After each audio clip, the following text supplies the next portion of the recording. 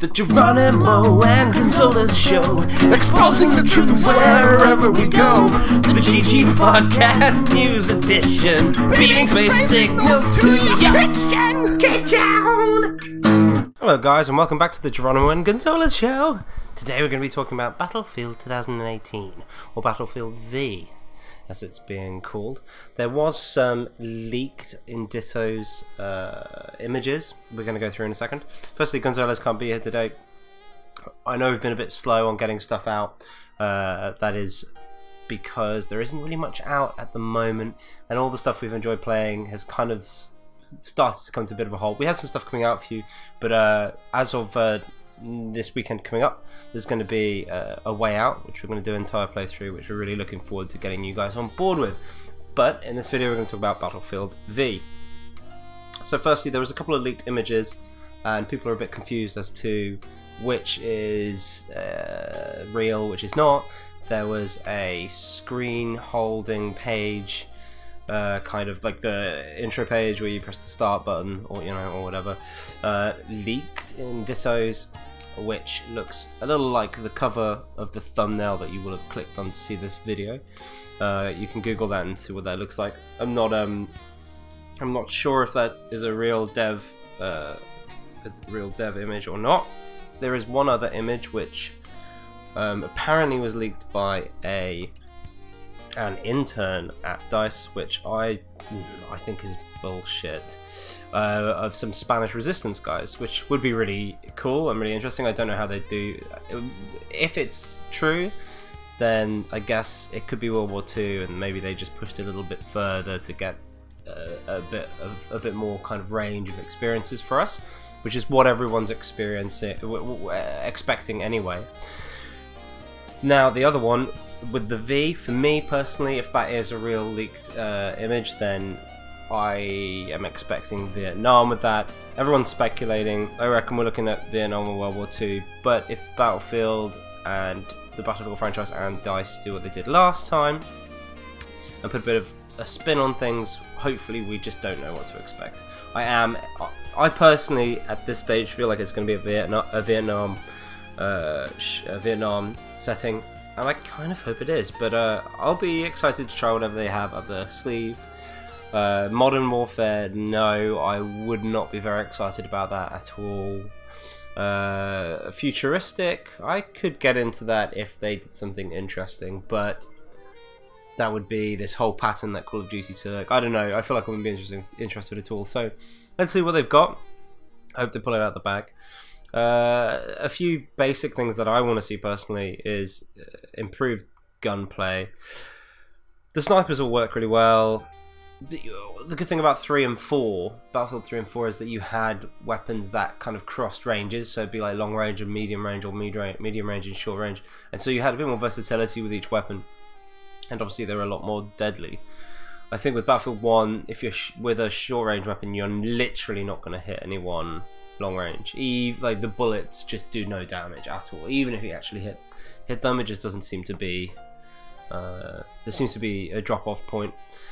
And I don't know, I'm not a big fan of that. It's obviously Battlefield 1 is an amazing game and they smashed it, etc, etc, but there is a dumbing down of the whole franchise which makes me a little bit confused.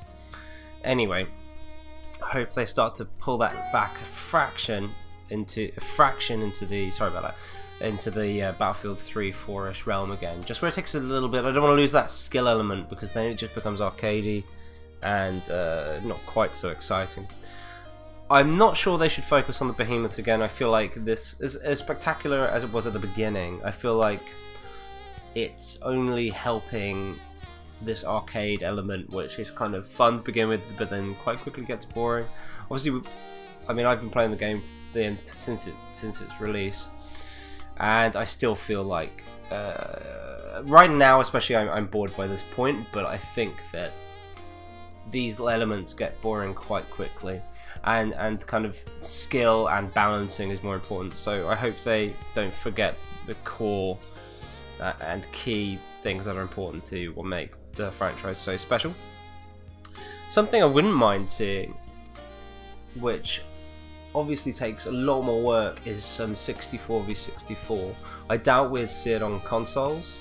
but I would be. I mean, we play on console, but it would be amazing to see a kind of step up again from that, even if it's one map and it's experimental. I think people would be open to that. Moving on to bigger maps, if we're talking about potential 64v64, one of the guys at DICE mentioned the popularity of PUBG and being aware of game modes, exciting new game modes, etc. Obviously that gave everyone the idea that there might be a PUBG element, like a Battle Royale style game mode. I don't know how they will do this. I just hope they don't do a throwaway game mode like the Pigeons thing, but the PUBG version just on one of the maps. If they do that, they've got the reason that works so well is that there's these big moments of calm and suspense in between, and without that element it's no fun. So if the map isn't huge, I would personally love to see like an entire